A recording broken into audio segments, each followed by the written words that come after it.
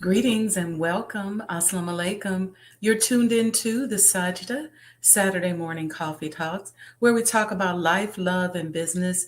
And we're starting our series today on the proper handling of people. And so we're going to get into it right after these few commercials. I feel like it's very important before you start any venture, any event, to touch base with the universe, to say a prayer to Allah, to God, whatever aligns you. And so that's what's important. So we're going to do that and see a few commercials, and we will be right back. O Allah, guide me among those whom Thou hast guided aright, and preserve me among those whom Thou hast preserved, and befriend me among those whom Thou hast befriended. Bless me in whatsoever Thou dost grant me, and deliver me from the evil of what Thou hast judged. Surely Thou judgest, and none can judge against Thee, and he whom Thou befriendest is not disgraced. Blessed art Thou, O Lord, and exalted be Thee above what they set up besides Thee.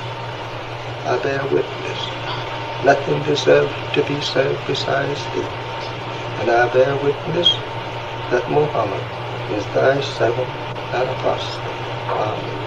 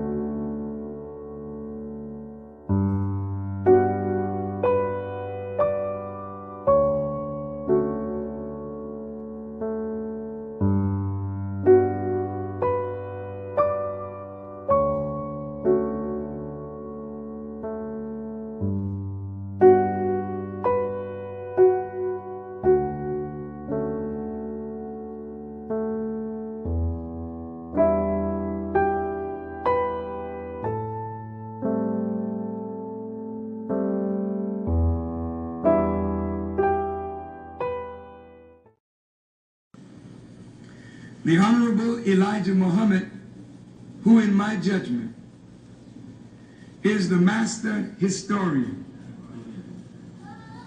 taught us that of all our studies, history is the most attractive, and it is best qualified to reward the researcher.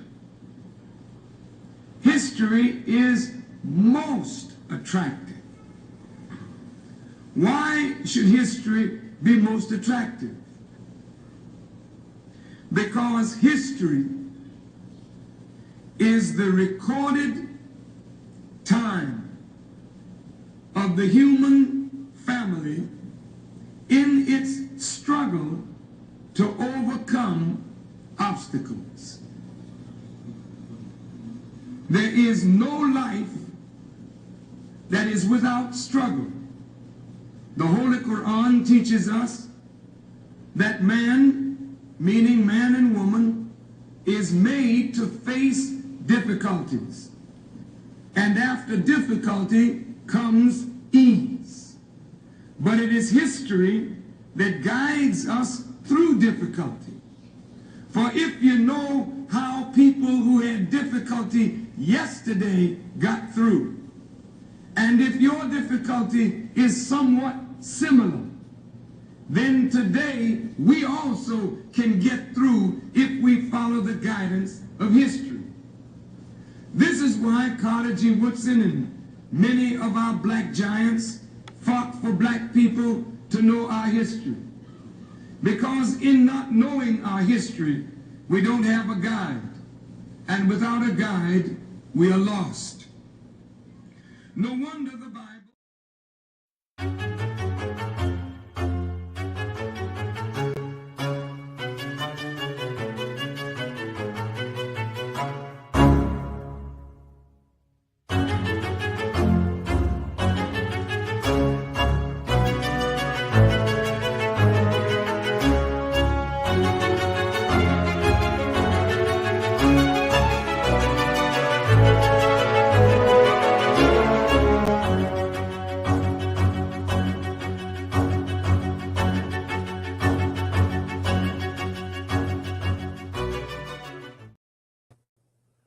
Assalamu alaikum, family. Wa alaikum salam to those of you already in the chat. Good morning, Brother Lamont. Assalamu alaikum. Good morning, Brother Javan. Wa alaikum salam. Good morning, Brother Victor. And wa alaikum salam, Brother Victor. Wa alaikum salam, Sister Sajdah. Yes, happy Saturday. Thank you all for joining already. I put some definitions here in the chat. First off, before you start, let me make sure you know, this is our new series on the proper handling of people. So if you like this kind of content, like and subscribe to the page so that you can get notification. This is a series that I'm starting, that I've been working on. And this is what I want to say about it before we start. And so let me set this up. So many times we're taught as business people how to deal with customers and people from our perspective, right? We don't want people to think we're lame. We're always defending something. We don't want people to think that we're not powerful. We don't like people to think we're not educated. Wa alaikum salam, Sister Marva. We don't want people to think that we're not educated. We don't want people to think we're a pushover and that they can get over on us. We don't want people to think that we ain't got no money. And we don't want people to think that we don't know what we're doing. And so we approach our relationship with people, our relationship with money, our relationship with our customers, our relationships at work from that vantage point. And that vantage point, really, it's a fear. It's a fear of misidentification. When we approach things from that fear, it causes us to mishandle things. And it can cause us to mishandle the very thing that could make us wildly successful. And that's why we're going to dig into the proper handling of people over the next few weeks. I put some definitions here in the chat. So if you're in the chat, you'll see them. If not, I will show them. Let's see. So let's start with handling. It's called the proper handling of people. And let me also say this. When you go out on the internet, there's tons of information out there how to deal with toxic people, how to deal with controlling people, how to deal with negative people, how to deal with manipulative people, how to deal with narcissists, how to deal with all these other things. But what about us? What about how should I be? Not only in order to attract to myself what it is that I want, but how do I get healthy? See, oftentimes there's so much attention placed outside of ourselves that we just continue to repeat the cycle of behaviors over and over and over again. A lot of us reject techniques or fundamental ways of doing things, especially if they're given to us in a religious context, we think. And I just want to say that to people who have an issue with that. Yes, I'm a business person, but my foundation, my fundamental way of being and living and moving and operating is through Islam, as taught to us by the Honorable Elijah Muhammad and the Honorable Minister Louis Farrakhan. There are some fundamental techniques that are taught within our teachings that I think should be required reading and required learning in every school and every corporation. This concept of proper handling of people, it's a take on the Dale Carnegie work of proper handling of people. And the Honorable Elijah Muhammad is so skilled at taking techniques and incorporating medicine that addresses us as Black people specifically. And so that's, what this series is. It's interesting because so much of who we are as Muslims in the Nation of Islam is based on a way of life, a way of being, a way of thinking. And a lot of people will say, I don't get into religion. I ain't feeling that. But you're going to need some divine intervention to get you where you're trying to go, because you can't defeat this person, this system that's now become a system that has been set up for 400 years. And even if you don't believe that it's racist, which I don't know how you could not believe that, or racially biased, but even if you don't believe that, we're not talking about that. We're talking about you and I rising above emotions into the thinking of God, into the thinking of God. So elevating our thoughts, elevating our mindset, elevating the way that we do things so that we move and function and attract and impact like a God. Okay, so this is what this is about. So handling is the act of taking or holding something in our hands. So it goes down to that level of responsibility I was talking about. Everything talks about, how do you deal with toxic people? How do you deal with controlling people? How do you deal with all these other different types of people with all these new labels that everybody's got nowadays that we're all learning in our counseling session? Don't get me wrong. Counseling is good. Therapy is good. But then we come out, and to me, we misapply a lot of these techniques and definitions that we learn. And so now everything's all about them, they, you. But how are you handling something? I was on a podcast the other night listening to a podcast the other night, or a live with a brother on TikTok who was talking about love bombing. And he was saying healthy people can't be love bombed because they don't get addicted to somebody love bombing them. So I thought it was interesting that he took the focus onto self. And I'm saying the same thing with the proper handling of people. How are you handling people?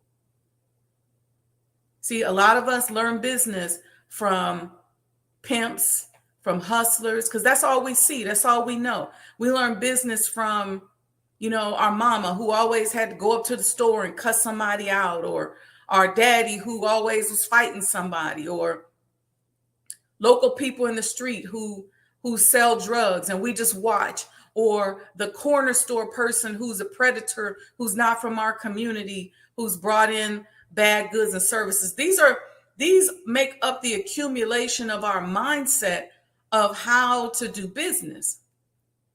Um, but that's not what we're talking about today. We're talking about all of that old stuff becoming part of our psychology. And now we're talking about healing and developing new and more attractive and exciting ways of doing business. So handling is the act of taking or holding something in the hands or in your hands. How do you handle it? How do you take responsibility? Then it talks about proper. It says proper handling of people, simply satisfactory or correctly. See, when we're coming from a space of ego, and as soon as we sit down at a business table or we go to do business, like, I don't know who they think they are. They ain't finna steal from me. They ain't getting ready. Okay. But who do we have to be up front? So that if we end up having to deal with somebody a certain way, we can be justified. Who are we up front? How are we handling things? Yes, of course, mistakes get made. And sometimes people do try you. And we're going to talk about that a little bit in the series. And I'm going to take your questions and your comments throughout the series because I want to hear about real life scenarios that you all are going through that we can talk about and even analyze. All right. When I say proper, I think that's to imply that there's an improper way that is not in accordance with certain accepted rules or standards of morality or honesty. We're going to get into that a little bit because I know a lot of people reject that. I remember one time I was working with a guy and he said to me, he said, you know what your problem is, Wendy? You got to learn how to give it to people like they give it to you. I was like, what does that mean? And he was actually talking about somebody that he felt like I should have cursed out, and I chose not to. And don't get me wrong, I'm not at all perfect, okay? And I can get with somebody like the best of them. I'm good with my words, and I'm extremely intuitive. So you really can't get past me on too many things. But I've learned how to pick my battles. I've learned when to say something and when not. I've learned that a lot of times when I see things, because remember, I'm one of these empaths and extremely sensitive people. So I will see things, hear things, sometimes before it even happens, and know that it ain't right, and know that you ain't right. Know that you ain't sincere. Know that there's some game in there. But then I decide for myself how I want to deal with it. Your behavior is not going to dictate who I am and how I vibrate. So I decide for myself. If it's time to get rid of you because I know you've been running game, then I'll do that. If it's time where I say, you know what, but I need this particular product or service, so I'm not going to abort the process. It just depends. It's using discernment. It's using decision making. Okay. So technique is what this is. It's a way of carrying out a particular task, especially the execution or performance of an artistic work or a scientific procedure. And I like to say that proper handling of people is as much an art as it is a technique. Okay. So we're going to get into that in our weekly series. It's really like a class, right? We're just going to talk about it. And I think what's so powerful about subjects like this is the way your brain works, if you allow yourself to be emotionally intelligent, is that once you raise the awareness is the mother or the foundation of doing better. Once you know better, you do better. I spent time getting certification as an emotional intelligence coach. I had people asking me at that time I was working for a corporation, or I was subcontracting, I think, for a company doing business consulting. And people asked me, why would you do that as a business consultant? Because it's important. It's important for me because I'm extremely sensitive. So I needed to know how to manage my emotional intelligence because I'm going to see everything. I'm going to feel the vibration when it ain't right. I'm going to feel it when it's right. The idea is to control ourselves. Okay, so y'all all right on here? Everybody good? You got your tea, you got some coffee. I made some chai this morning. A lot of people asking me about these thermoses. We sell these on the Sajdah House site. So make sure you like and subscribe, and make sure that you support the completion of the Honorable Elijah Muhammad House. You can do that by, you can Cash App, you can Zelle, you can go to Sajdah House Donations if you want to use your credit card, SajdahHouseDonations.com.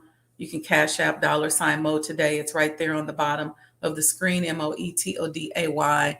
And you can become a sponsor. You can purchase a commemorative Elijah coin. We are working to finish the home.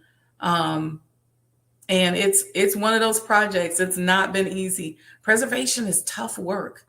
It's not work that people readily and easily donate to, because a lot of people don't understand the value of history. And of course, the value of Black history has really not even been recognized. A lot of times we don't attach a value to it.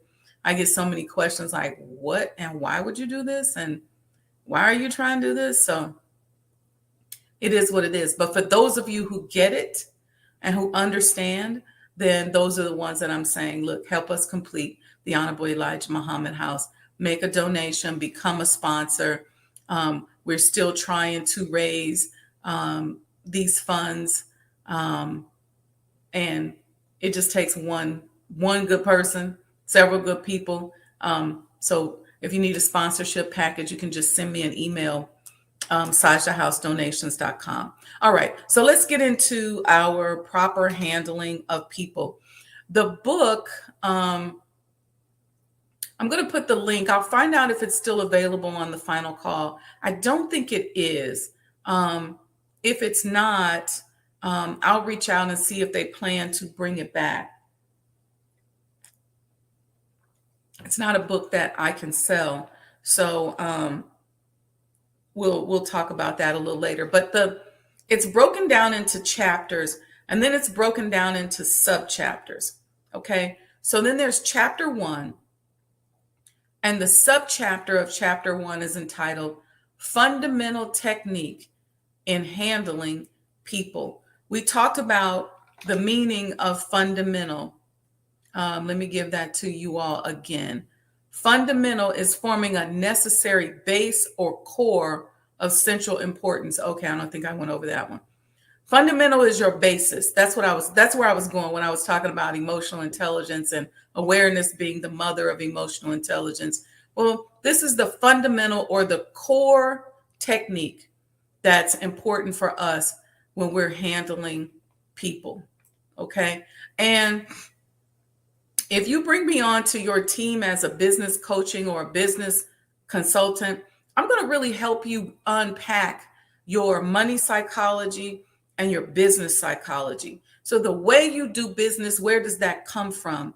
And we can dissect what is good and what is bad. What's going to help you get in front of some checks and what's going to prevent you from getting in front of some checks. So, but this is one of the fundamental techniques and fundamental cores that we will dissect and talk about, because what happens is a lot of us hear these things in theory, but we are not yet good at putting them into practice.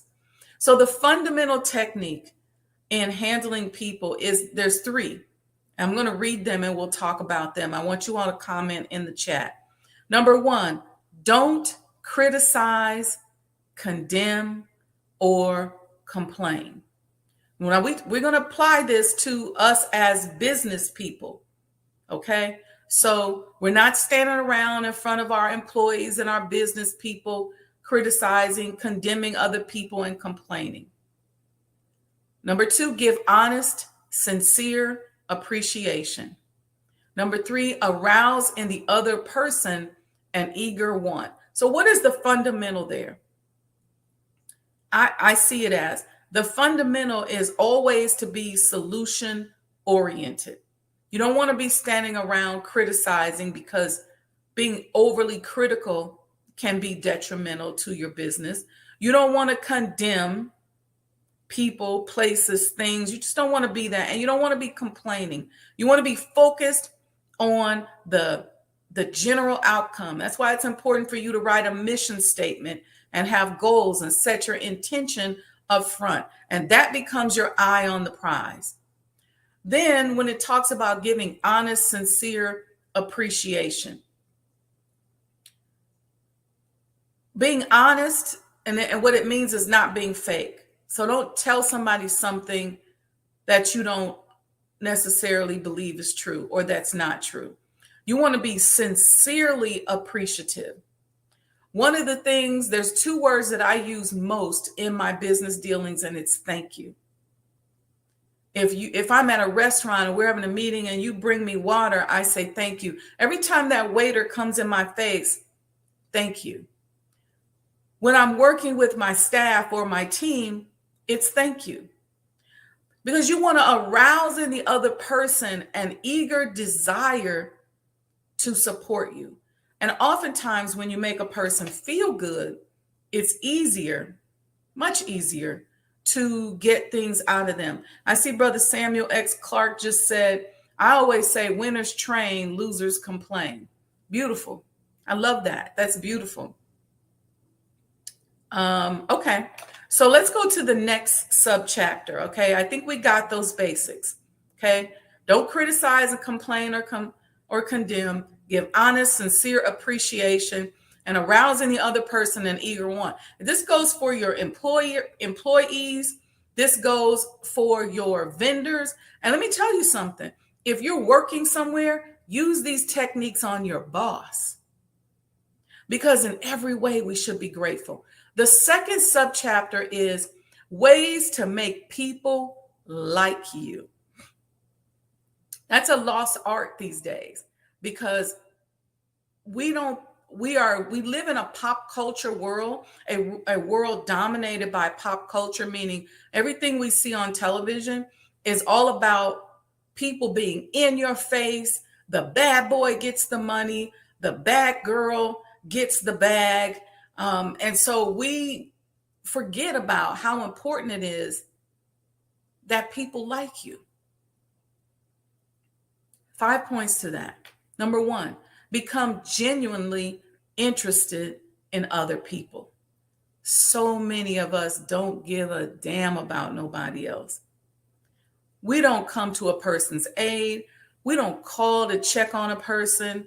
Listen, I can only use myself as an example. If I have a friend and they're going through something, whether they're getting a new job or they're testing for a certification or they're getting married, I'm always saying, hey, how you doing? How's it going? Checking on them just to see how they're doing. I'll pay a friend a visit. I'll pop up at their office, say, hey, I just need to lay eyes on you. Make sure you okay. Become genuinely interested in people. Everything is not always about you. And it's so easy in this world that we live in to make everything about us. It's like, let me take a selfie. Let me show people what I got. Let me get this. But I always say, in order to receive, you have to learn to give. Number 2 is smile. Some of us don't even smile. We just walk around. We mean mugging. You know, we got this thug attitude when it comes to business. You know, we act nice in certain settings, but when it comes to money and business, we think that we got to act like a thug. We got to mean mug. We got to be a predator. Smile. Smile gets you a lot of things. I've been walking with people, whether it's in an airport, whether it's international, and I'm smiling at people. I'm acknowledging people. I'm saying thank you.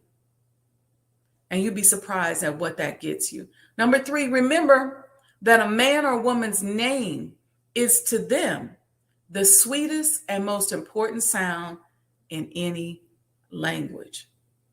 So when you have your waiter comes up at a restaurant and says, hi, I'm Gina. I'm going to be serving you today. Remember Gina's name. So when Gina comes back with your bread or your appetizer, you can say, thank you, Gina. Right? When something happens, you can say, "Oh, Gina, can I help you?" Or let me tell you something, Gina, or whatever. If you're working with an employee, know their name. A lot of times, some of us are bad with names. So when a person gives you their names, associate it with something. Say it 3 times to yourself. But don't hesitate if you don't remember somebody's name to say, "I'm sorry, what's your name again?" Sometimes you got to get crafty about that, right? Because sometimes people are just so nice and you didn't catch their name at the beginning. You got to be okay with saying that because you want to give them their name back to them. If you have an employee that's struggling with something, you want to be able to say, "You know what? How are you doing, Gina?" It's a difference when you walk up to a person. Let's say you own a restaurant. I'm using a lot of restaurant examples today. Let's say you own a restaurant and Gina's one of your waitresses and you can see she's having a bad day. It hits different when you say, "How you doing?" versus, "Gina, how you doing? Is there anything I can help you? How can I be of service to help you do your job better today? How can I make you feel better? How can I?" And be willing to give of yourself. Number 4, be a good listener. Encourage other people to talk about themselves. Stop getting in a conversation with somebody, especially your employees, and then just running your mouth about yourself. I probably go to the extreme with this because my friends will tell me, like, "Why didn't you tell them this? And why didn't you tell them you have this background or that background?" And that's something that I know I have to work on, is speaking a little bit more about myself.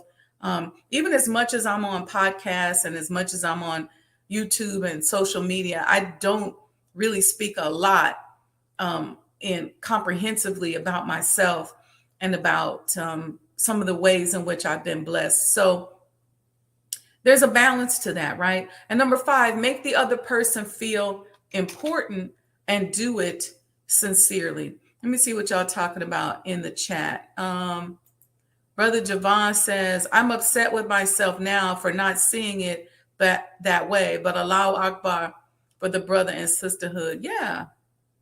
I love the way you're taking the messenger proper handling of people in a business model. Yeah.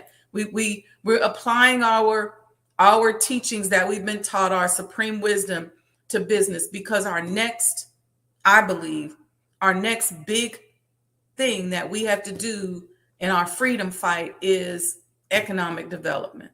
We have to establish these territories. We got to start with getting some subdivisions, some houses, but we got to learn how to conduct ourselves. And let me say this before I say anything else. And this is no slap on the people I'm talking about. I want to use it as an example. So I've traveled throughout Africa. I've been very, very blessed to be able to do that. When I went to Liberia, I was interested in Liberia because I know that Liberia was set up for and by free Black people from America. And in the interest of, the Honorable Elijah Muhammad talking about us establishing a separate territory, I just wanted to see it and I wanted to experience it. I knew it was an African country and I didn't expect it to be like Dubai, but I just wanted to feel what it was like. And when I was there, I am now what they call NTR. And Liberians call it NTR. It's never to return. I'm good on y'all, because the way that I felt that they handled each other and the way they handled people was so blatant. And it's not that I hadn't seen that throughout the rest of Africa, but the rest of Africa wasn't set up by the free Black people from America. And I said to myself, this is a perfect example of what will happen if we get our own stuff and we don't change who we are. They brought Jim Crow over there. You got the lights against the darks. You got the Americanos against the Native Americans. We literally sat in a meeting. We were there to try to help do some hospital development. And we literally sat in a meeting And a woman just looked at us. She said, "What do you want though?" Like they really literally didn't even want us there. And there was all this colorism and just a lot of things happening. And I'm not being critical of them because I understand as a country when you're new and you're developing. But what it was an example of for me was showing me that we can't bring these old business models into a new world. And I'm saying literally, I talked yesterday about us buying up certain blocks and certain communities where we can own and control the school system and educate our children and bring back real education and provide safety for our elderly. A lot of our elderly people are really suffering from abuse, but we need communities where if they want to get out and go for a walk, part of the problem is a lot of them are stagnant in their communities. They can't move. They can't move around in their apartment because it's not safe for them. So we need neighborhoods and communities where our children and our elderly can get out and walk and interact with one another. And we have to set up the right environment in order for them to do that. We have to set up safe spaces for us to get healthy. See, a lot of us can't do this on our own. It's tough to get healthy when you're still dealing with toxic people. But if you can live in an environment that's an oasis for you, where it's just better, then you can have a chance at healing. So from a safe standpoint, I mean, setting up safe environments emotionally, mentally, where you know you're not going to be mishandled, and where people who mishandle people are properly dealt with, whether they're taught or punished. But we can't set that up until we get healthy, until we respect how we deal with one another. Brother Lamont said he loved to smile no matter what. Okay, Brother Samuel said, I need help in remember names, techniques. Okay, we'll talk about that. Sister Makeda Muhammad, all praise are due to Allah. I have not started a business yet, but I am a middle school reading teacher, and I can see how these divine principles can help improve my relationships with my students and develop a more improved learning environment.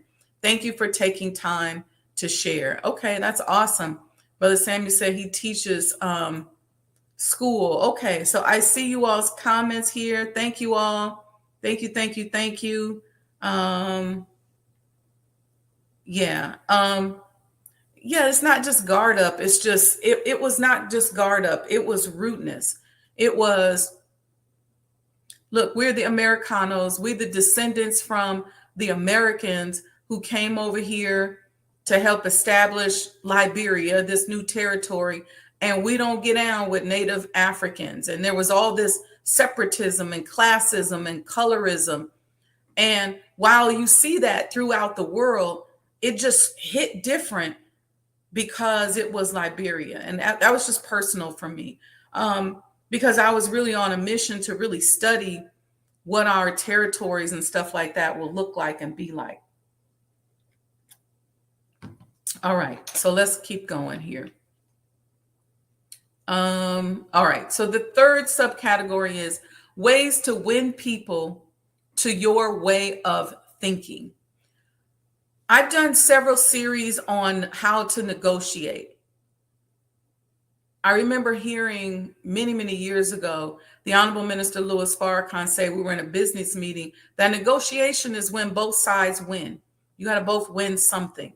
And so winning people over to your way of thinking is important. Okay. And there's 12 points to this. I'm going to bring that up. Somebody asked to talk about how to remember names. The two techniques that I use, one, when a person says their name to me, I take it in. I don't just go, oh, okay. I may give my name back, which helps. So if they say, oh, my name is Samuel, I'll say, and I'm Sajdah, or I'm Wendy, depending on what environment they know me in. Most people in the business world know me as Wendy. I'm slowly converting them over to Sajdah, but either one is fine. But I'll say my name back. He may say, how you doing, sister? I'm Sajdah. Okay, I'm Wendy. Or, okay, I'm Sajdah. I'm Samuel. I'm Sajdah. I'm say it back. Y'all know what I'm trying to say. Also, I will say their name in my head 3 times. So I'll go Samuel, Samuel, Samuel in my head.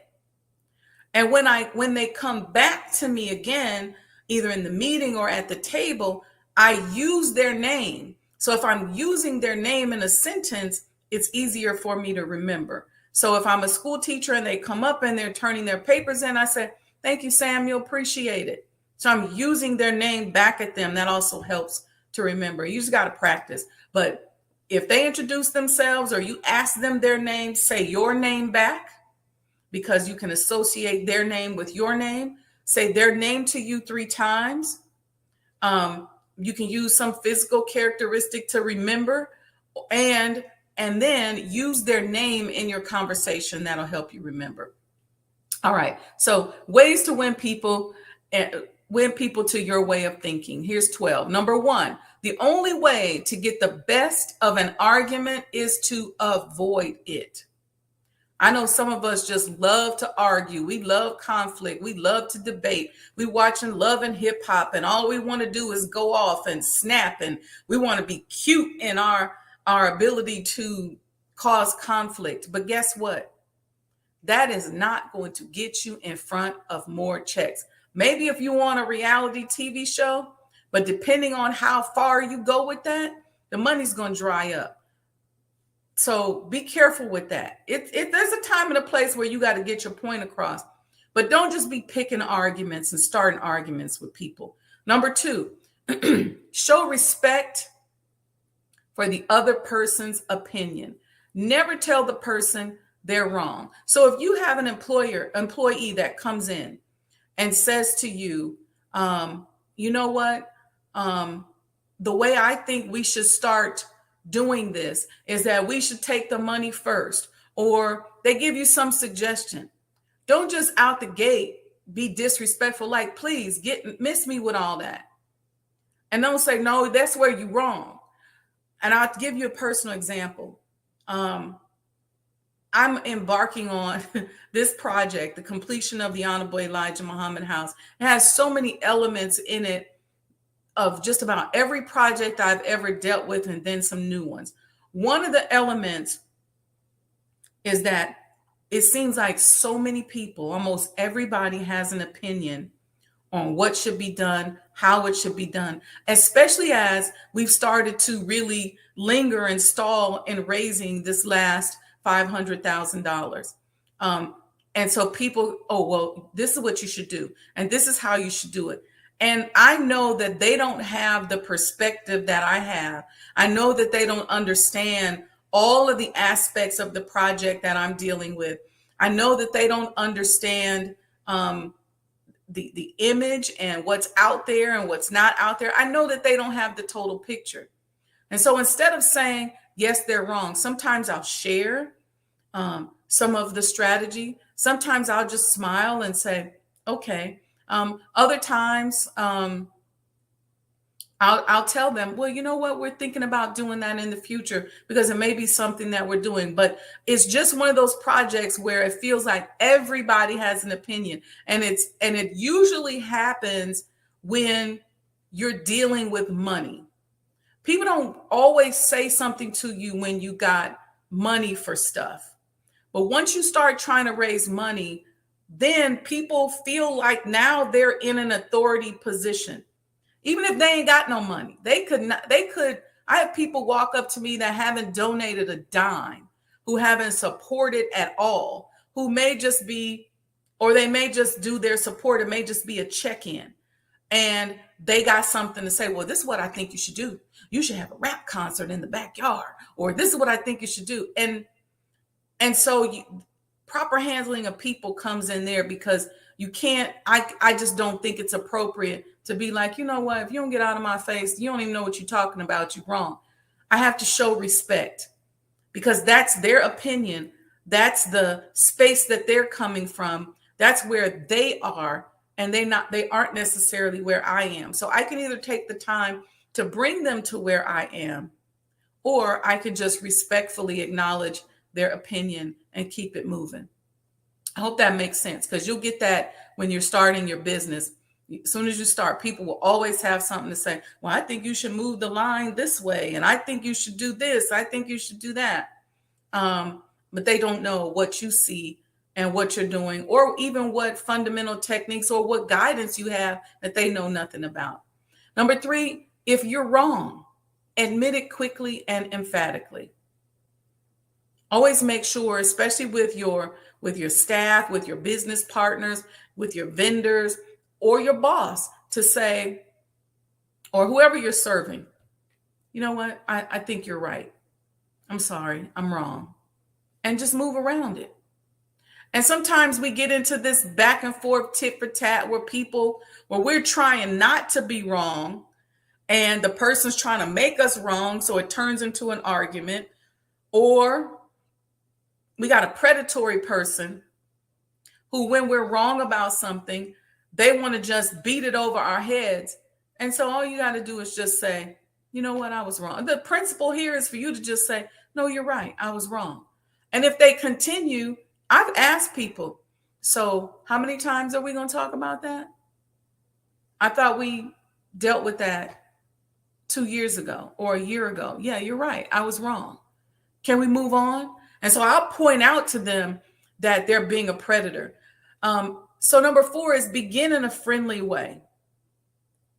It's important. It's interesting. It says begin in a friendly way. So you want to begin it in a friendly way. There's small talk, your energy, your vibration, being friendly. Obviously at first, until you get a reason to be otherwise, but begin in a friendly way. Number 5, get the other person to say yes, yes, immediately. So when you're sitting down with your employees or your students or your team, and you have a concept that you're trying to convey to them, maybe the concept is how they should do something better. Maybe the concept is how they should move or what they should do next. And this is in business. I'll tell you something that's a concept that I always try to convey to people is to think. Because one of the challenges that happens, especially with us as Black people, and especially with us as Black people who are part of bigger organizations where we've already been taught to respect authority, but we move beyond the respect for authority into dependence on authority. And so sometimes those people are difficult to deal with in your business because they don't think. And so I find myself training them to think, and I'll ask questions. And I'll say, what conversation did you have about yourself? What conversation did you have with yourself when you asked me that? What conversation did you have with yourself when you decided to walk past that trash on the floor and not pick it up? And if they're honest, a lot of times they're really just waiting on somebody else to tell them to do it. What conversation did you have with yourself when you decided that you weren't going to support this particular project? Because a lot of times we're just waiting for somebody else to tell us to do it. Most of us have become institutionalized box checkers. So I'll give you another example. When we were building and developing the hospital in Maryland, I recognized that most people are just robotic box checkers. They're waiting for somebody else to either give them a list or some instructions on how they should do something. And so when I write my responses or requests or proposals, I understand what boxes they're trying to check. And that sets me up for later when I have a question with them, because I can say, okay, I understand what risks you're worried about. But, do you have this covered? And they may say, yes, I'm covered with that. Even with this project, I can go back to the Honorable Elijah Muhammad House Museum Development Project. And people I know are sitting around waiting for somebody to tell them specifically. I said, well, did the Honorable Minister Louis Farrakhan tell us to support? Is the Honorable Minister Louis Farrakhan with it? Is it a good thing? Did the messenger really live there? So I'm asking questions and they go, oh, yes, yes. Because we have to be broken out of this dependency where we think we need somebody else's permission in order to do good. We don't need somebody else's permission to do good. We just have to do good and be good. But a lot of us, it happens in corporate settings, it happens in church settings, it happens in governmental structures where we become so institutionalized that we are even waiting for somebody else to tell us how to think about something. We don't understand how to think independently and how to recognize, even for, I think what it is we're afraid of being wrong in our thoughts or being off.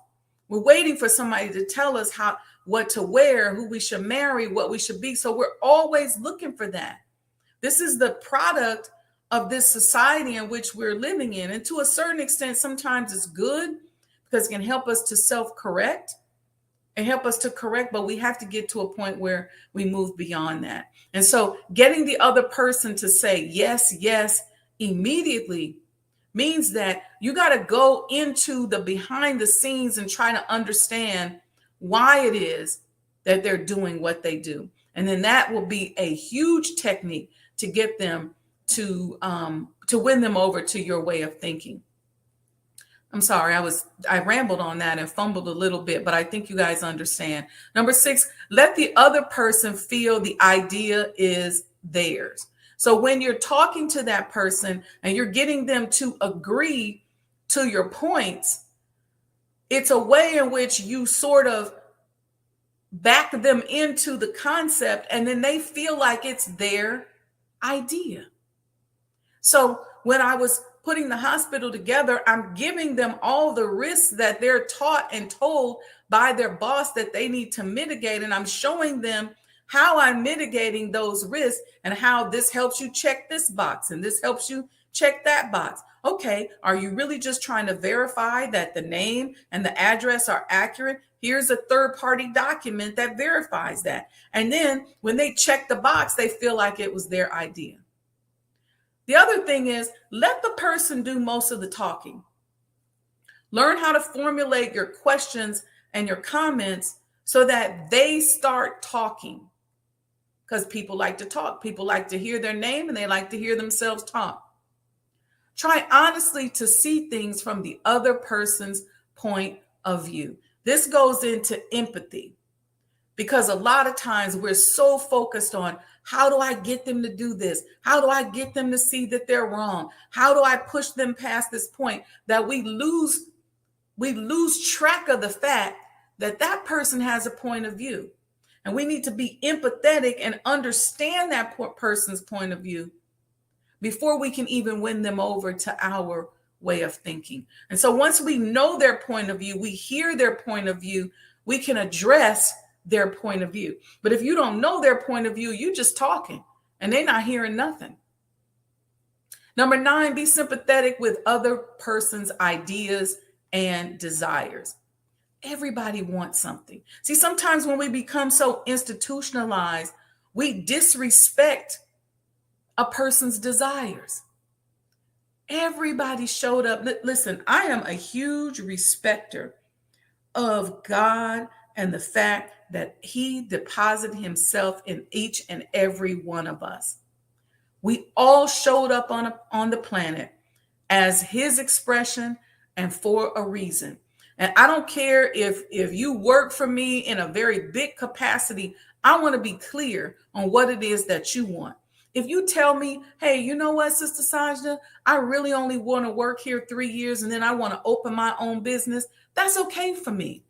Because as long as I know that, I can help you get to your own business and I can know how to deal with you from a planning standpoint on my side. You're not a long-term person that I should be grooming for a long-term position. You only want 3 years. I get it.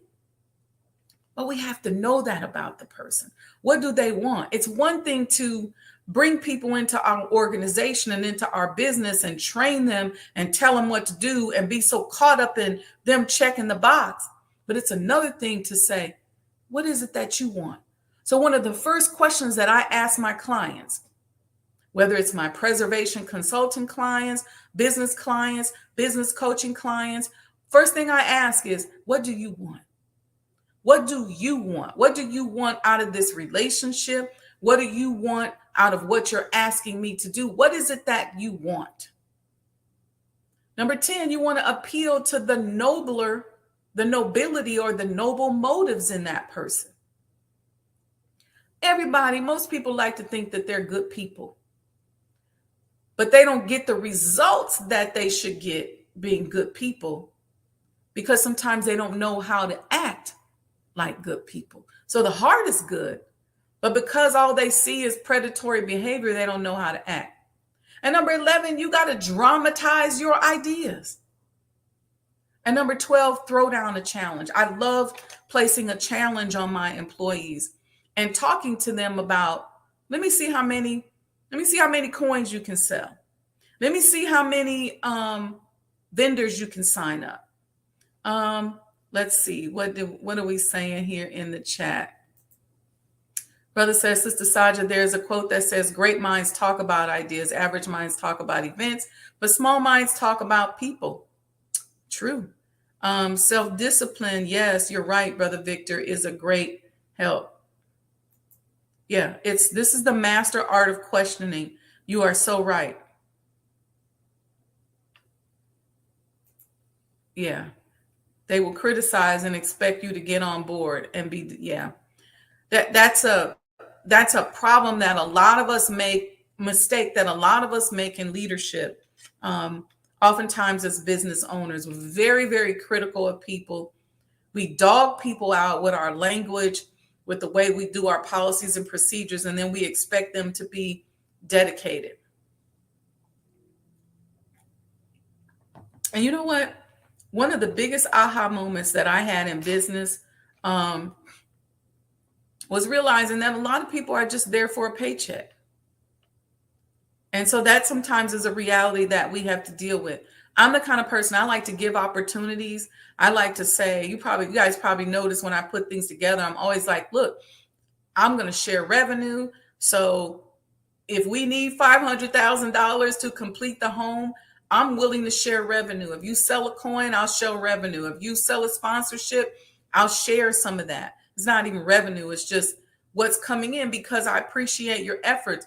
But you have to understand when you do that. And for me, I'm an empath. So I have to understand that everybody doesn't have the same motivation that I have.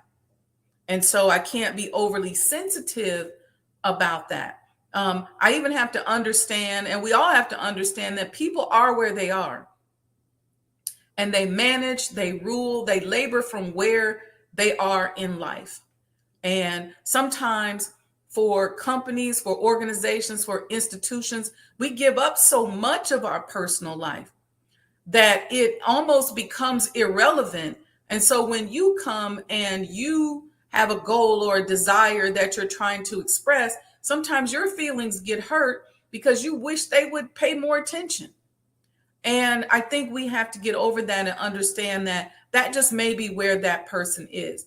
But the biggest thing is stop putting so much responsibility for your development on your leadership. Whether it's your company, church, mosque, whatever, stop putting so much responsibility on that. You know, people who decide that they want to be the supervisor or the manager or the laborer or whatever, that's a big task. And there's a lot that you got to balance because now there's an aspect of your own desires that you have to give up. And I think we have to have empathy for that. And don't get so mad when maybe they didn't tell us all the boxes we need to check. See, we're like little birdies just chirping. We can't wait for them to feed us. But what we have to do is learn how to turn that around and be of service to them. See, I think we got it flipped. Those that are in charge, we're supposed to serve them, and we're supposed to serve up. And then in turn, they serve down. And so it's a cyclical relationship. But you know that let me see how to say this. You know that your obligations to God and to your own reason for showing up on the planet are yours and yours alone. And so you have to keep that in mind. You have to be honest with yourself. See, part of the problem, the reason why we end up messing up in our organizations and our businesses is because a lot of times, even as employees, we are not honest. And employers don't always allow us to be honest. It's like I was saying, I had somebody come to me and say, hey, I really just want to work here for the summer. Or I really just want to be here for about 3 years. And then I'm going to leave. I'm going to go have a baby. I'm going to stay home. Allow that person to be honest with you. And then you in turn learn how to be honest with them. A person may say to you, hey, I'm in school, so I can only give so many hours.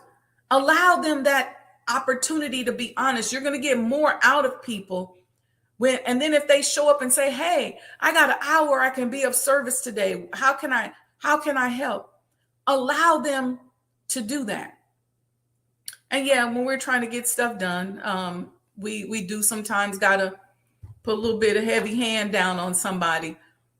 But I think sometimes the open dialogue makes sense. And then even with that, when we're trying to push a business forward, a big business forward, a lot of times you got to do stuff that maybe ain't in your job description. You might need to clean up. We might need your help cleaning up. We might need your help doing security. And you say, well, that ain't what I'm here for. Well, that's what we need today.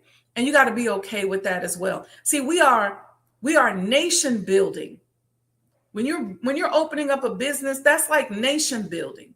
And so you got to be okay with doing stuff that maybe you shouldn't do. When we first started the clinics in Maryland, it'd be nothing for the end of the day for myself and my business partner, who's the surgeon, to be up in there cleaning up, sweeping out in front of the building in the morning. It's okay. It was nothing for us. Okay, I see a couple questions in here. Okay, question. Earlier you mentioned get the person to say yes, yes immediately. When they are trying to convince you of a flawed argument, should you be saying yes as you listen to their argument? Does that work against your proving your case? No, because yes can indicate that you're listening and you're understanding. I wouldn't say the words yes in a case like that when a person has, like a super flawed premise. I would nod. And I would sometimes give affirmation by saying, yes, I get where you're coming from, or I get where you're coming from, but consider this, or have you thought about that? So you're accepting where they are, but you're introducing to them a new concept to get them where you're trying to get them to go. So you want to acknowledge where they are. It's like, I understand that. I get it. Have you considered this, or would you consider that? That's another way of affirming. Okay. Alicia said, my intern was transparent with me and I appreciate it. She gave me what she had. Yeah. Allow people to be open and transparent with you. And then you decide, because you may say, you know what? I don't have time to train you. And all you can do is, and you just think you're going to come back and forth over here for 2-3 hours once a month. So because you're honest with me, I appreciate that, but I'm going to be honest with you. You see? So it just creates dialogue. Create a safe space for a person to express themselves authentically. That's exactly right. Wa alaikum salam, Brother Michael. All right. Here's the last one for this chapter for this morning. I know we're a little bit over, but this is a special series. The fourth subchapter is ways to change people without giving offense or accusing or arousing resentment. Okay. Number one, we don't want to create resentment and we don't want to offend people. Okay. Number one, there's a technique to offending people. And sometimes in advanced negotiations, there's a way to offend somebody to get them to pay attention. But that's not what we're talking about here. Number one, begin with praise and honest appreciation. We talked about that, right? Honestly, really appreciate people. Number two, call attention to people's mistakes indirectly. A lot of us like to say, no, that don't make no sense. Don't do that. Stop. But the better way to say that is, you know what? When you put the salt on the meat after you cook it, it doesn't infuse into the flesh of the meat. And all you get is salt when you taste the meat. Not, man, you put the salt on the meat after you cooked it. That's wrong. But you explain to that person, because obviously if that person's cooking, they want their food to be good. So you come through their desire and show them how they could have done it better. Number three, talk about your own mistakes before criticizing the other person. Okay, that's big, because a lot of times when you're the boss, when you're in charge, when you're the laborer, you're whatever, people think that you're either flawless or they either think you flawless. And so you can just be honest. Y'all know I do that when I teach this class. Even when in the nation, when I taught orientation years ago, I would talk about my mistakes. It makes it more relatable. People don't feel like you think you're so perfect, and then they don't feel apprehensive about sharing with you. Number three, talk about your own mistake. Okay, we talked about that one. Number four, ask questions instead of giving direct orders. Yeah, ask questions. And then you can give your direct order, right? But sometimes when you come with the direct order off top, you have to consider the circumstances. If it's fast moving and it's an emergency and you got to just give a quick direct order, that's one thing. But a lot of times we just give a direct order with no explanation. People don't know anything. And then we expect them to go out and execute the order when maybe they don't really know how to execute it, but they just trying because you gave them a direct order. So as leaders, as employers and business leaders, we have to know when and how to give direct orders. Number five, let the other person save face. Don't be about busting folks out and embarrassing them all the time. Sometimes people will do things in public and you gotta get at them. But for the most part, when people do things in private, before you mention it in the public, make sure you've had a conversation with them. And maybe they know you're going to use it as an example. Or if you do, make sure you allow them to save face. Number six, praise the slightest improvement and praise every improvement. Be hearty in your approbation and lavish in your praise. So it's just like if you have a child and when they stand up, you clapping. The first time they stand up, woo, you don't say, man, sit down. You can't even walk. You praise them. Then when they take that first step, you clapping, woo. You don't say, man, if you don't sit down somewhere, you can only take one step and dog them out because they can't walk 10. So you just keep improving and sharing with people. I'll say to somebody like, you know what? This is a great job. Because I understand where they are. And I'll say, this is a great job. Here's what you want to do next.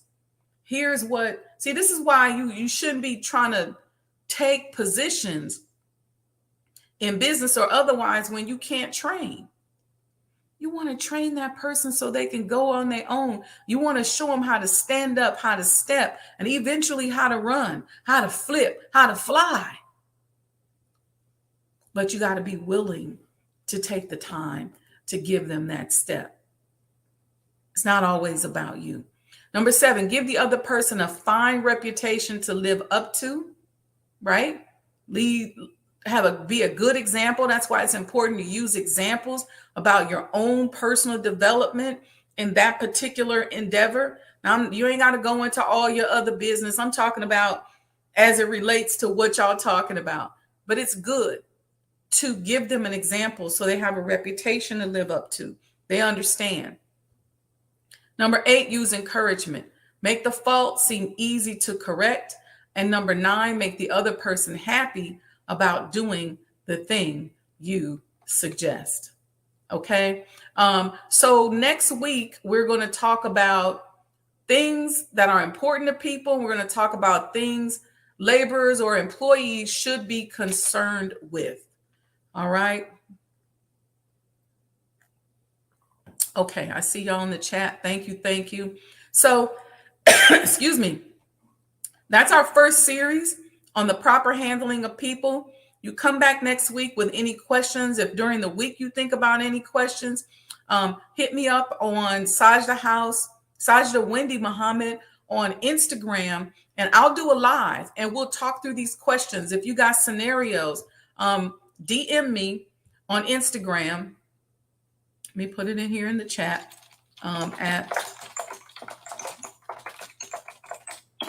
I don't really look at my Facebook DMs, so don't DM me there because you have so many predators that be in those Facebook DMs. I don't really deal with those. But the Sajdah House DMs, I look at more. And if I see one of you all's names, I'll definitely look at it.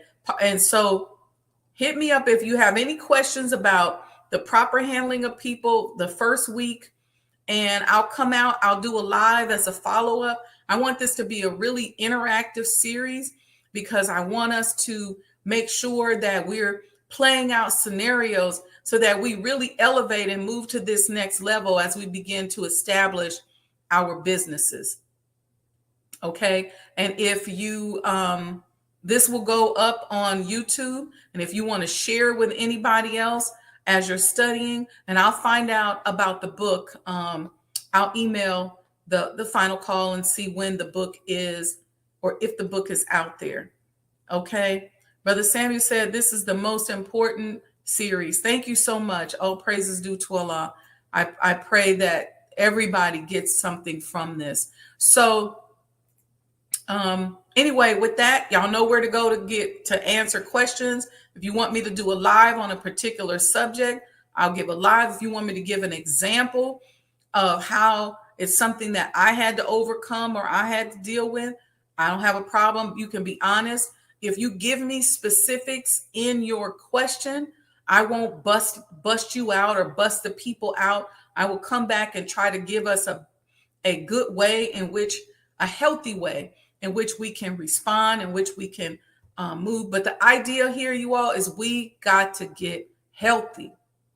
We got to get healthy so that we can become wealthier, so we can experience more love, so that we can interact better, right? With our God, with our people. But the idea is us becoming healthier. And let me just say this. One of the things that I'm seeing a lot among Black people, and this is across the board in the mosque, in the church, in business, in pop culture, is we are so aggressive about diagnosing one another. Very aggressive with that. Oh, well, this is what's wrong with them. They need to go get some therapy. And this is, according to whether it's some technique that we use or whatever. I'm not even going to give it no life, but we always are diagnosing people. Stop diagnosing people and let's work on being better and let's help people. You see, in the 50s and 60s, they didn't, or even before then, they didn't have no special techniques. It was just love. It was, let me stop by my sister's house and check on her. Let me stop by my brother's house. Somebody passed away. Something happened. It was just love. It was love that got most of us to where we are today. Whether we went through some trauma and the trauma converted us and got us get ourselves together, but it was love from somewhere. Even if it was that little spark of love inside of us because we were in a bad environment, but it was love from somewhere that got us to where we are. So let's multiply that love. Let's be healthier. And that's what this series is all about. Let's have healthy handling of our staff, of our employees, of the people who work with us, of our boss. Look, if you're waiting on people to be perfect, it ain't going to never happen. Folks are not going to be perfect. So you may as well find a way on how to deal with inappropriate people or unhealthy people in your own healthy way. Okay? Nobody's going to be perfect. You're not going to have perfect bosses. You're not going to have perfect people that you work for. You're not going to have a perfect pastor. You're not going to have a perfect minister. You're not going to have none of that's perfect. But how do you learn to be healthy enough so that you can extract the good from what it is that you see? Some people give more good than others. But how do you extract what you need in order to heal yourself? So when we got a technique on how we're handling people, that allows us to read. It gives us a point of comparison. Okay? All right, y'all. Let me get off my soapbox. So don't go anywhere. Y'all know me. I got a few commercials for you all. And I just want to say thank you. Thank you for paying attention. Thank you for listening. And thank you for supporting my brand, my work, my network since 2009. And be it the will of God, we're moving to another level. I'm working on a new book that I think you all are going to be really excited about. All right. Peace and blessings, family. Love you all. Tune in and make sure you like and subscribe again next week. And any questions, DM me on Instagram and I'll do a live and we'll talk about it. All right. Peace and blessings.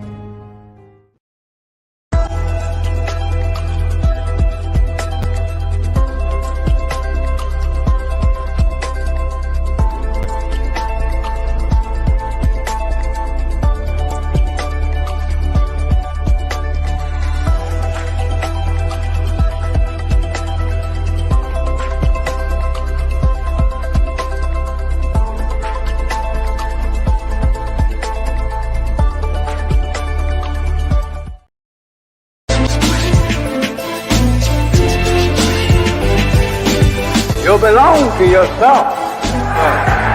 You're an independent people, created from the nation of free people. Yes, sir. You don't need to go nowhere but to yourself. Yes, sir. There will be a great separation. Yes, sir. So I said, it is on now. The college is meant to prepare you for your future. That the time dictates that if we don't do something for ourselves as a people, we will be destroyed. And the aim of the enemy right now is to take us out. We have God with us. We have Him as our guide. Yes, sir. We don't have to stand around here and ask the question, what must be done? Yes, sir. Get up and let's go and do something. Yes, sir. We cannot sit down. We cannot lay down. Yes, sir. We must get up. Yes, sir. And go to work. Do you know what real joy is in life? Visioning something and bringing it into reality. That's real joy. Do you know what the next step in joy is? Behold how good and how pleasant it is for brethren to dwell in unity. Tonight, you need to fasten your seatbelts. We're going to hear from some of the greatest minds in the world. I don't know about you, but I'm tired of trusting our future and the future of our children into the hands of those who don't love us. I believe we need to revitalize black leadership.